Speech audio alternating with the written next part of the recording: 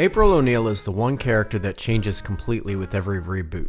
Her job, her personality, her age, and even her relationship with the Turtles. Because more than any other character, she mirrors whatever version of the mainstream audience existed at the time. The only exception to this is the Mirage Comics April. She wasn't written for a massive fan base or with studio expectations, and she wasn't written for a Saturday morning crowd. She starts as Baxter Stockman's assistant. She's an adult scientist who's thrown into danger. She's the only April whose identity isn't shaped around the specific demographic trend.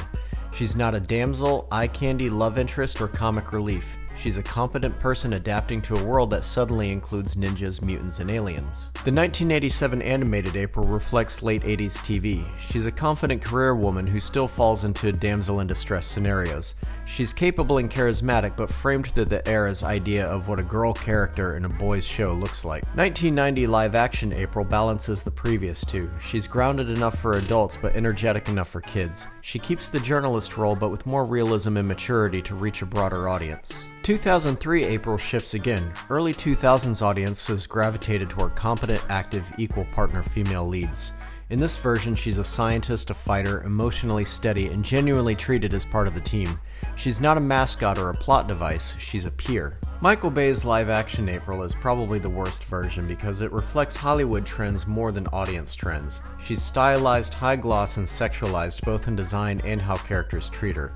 Vernon openly hits on her and Mikey objectifies her on sight. She's treated as a joke in a way that's both gross and cringe. 2012 April makes her a teenager to make her closer to the Turtles. They blend her role as a damsel and a partner, but her role as a love interest to Donatello is overplayed, awkward, and gross. Rise April is a total shift again. She's a Gen Z-coded teenager with a big personality, humor, and chaotic energy.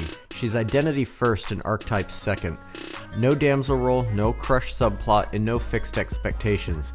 She's just a character who feels like an actual contemporary teenager. So what does that tell us? April O'Neil, more than any other character in the Turtles universe, is a cultural snapshot of whatever audience each era tried to reach.